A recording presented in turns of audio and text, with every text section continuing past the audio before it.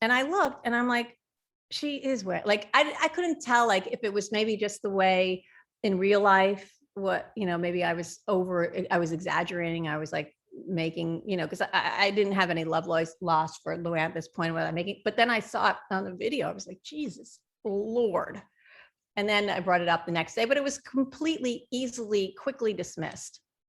And I'm not a Black woman, so I couldn't stand there and preach about what it really was about and why that's not okay, and the history of blackface. Like I'm just not going to. I'm like a white, skinny white chick. Like I'm not going to preach that. But I think so. Yeah, thank you. Okay, sorry, my dog just came home. That's my dog walker. I love how you see this Luann with like the blackface and the afro, and then you actually have to question yourself of what your eyes are seeing. Like you're not, is this what Housewives does to you? Like you're seeing something physically in front of you and you're like, am I really seeing this? Yes. I literally had to go and look on the monitors where the producers were. They were always like in a room, right next to us filming. And then also, and I will say, if anyone was sex positive on the show, like literally from season 1, I would be like, every Secret Santa, I was giving the ladies vibrators and talking pretty openly about sex. It's something I talk about and I feel comfortable talking about. And in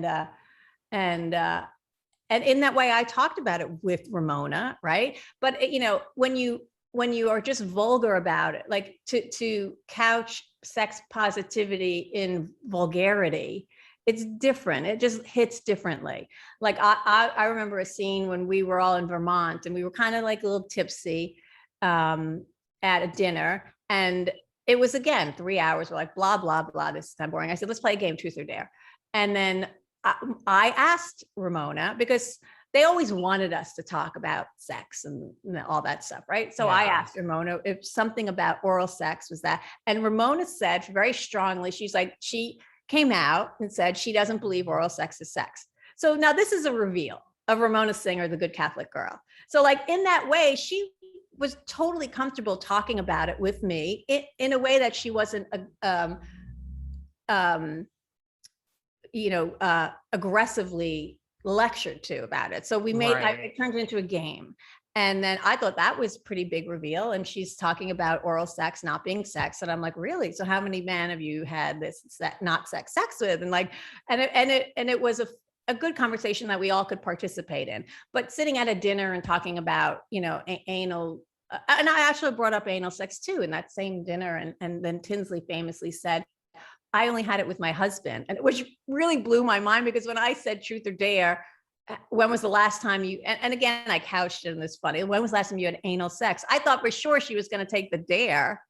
Right. Like, of all people. Yeah. Like Tinsley's not going to talk about that. So she's like, I only once, and it was with my husband. And I thought, whoa, but of course we talked about it all. Did I sit there and talk about rimming and, anal this and that, and my vagina this, vagina that? No, because no one really wants to hear, that's just vulgarity. And it wasn't for shock value in this situation. No, it was just, I was trying to draw them out, right, in a way that revealed something about their personality or their thinking, and not just saying something vulgar and under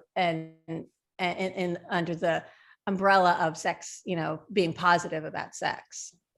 So I don't know, maybe I just did it differently. I don't know. And not to say that my way was a better way. I don't know, but I would say if you're just looking at ratings, that was maybe that's a piece of it, but it was really, it was everything. We had a really good cast for a few years there. Like we were just really jiving. Do you think that's what it is too? Is that like to your point, these weren't real connections? You know what I mean? Like they weren't real friendships, so to speak. Like, you think that's part of it? Yeah. But yeah, they got away with what their main core casting. I mean, it's like they sell the show to advertisers as wealthy women navigating New York social scene and friendships. And then they weren't casting necessarily like that. So, and plus again, Housewives, like they really need to be in their mid 40s to mid 50s. Ramona's even older, but like only because there's a lot of life experience that you hit between 35 and 45. You really kind of, women, I think, come into their own.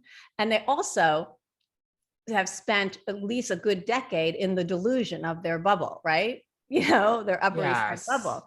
And that's important, right? I'm not saying that the others wouldn't make for good reality shows in a different show. It's just the Housewives is very specific. And again, it's production's choices with casting. And, and I hear that they want to cast younger. It doesn't work. And it's classic New York to come out now and say, oh, we want to cast younger, when their best casting that they've done since, I think, Dorinda in season 7, their best casting is an older woman who everyone is in love with and should be in love with, because she's quintessential what a housewife is, and that's Kathy Hilton. So New York is looking at, right? This is all the information you have. You're like, wow, this woman is a breakout star. She's amazing on the show. And I get amazing. She's not younger. So then you take that, and that's the lesson. That's what you extrapolate from that superstar casting. Oh, I really think we need to cast younger ones, when you cast younger ones and it hasn't quite worked out well. So it's just it's production. And Ebony was blaming production, and she was right. That's a good point. I didn't really think about that with Kathy Hilton, but that is a good point. Right. Look at the franchise. What are the recent hires that have really crushed it and the audience really identifies with? And listen, I don't know all of them. And again, I just see it on social media, but Kathy Hilton is like the best casting since, I would say, Dorinda Medley in season 7, who was fantastic when she came on board.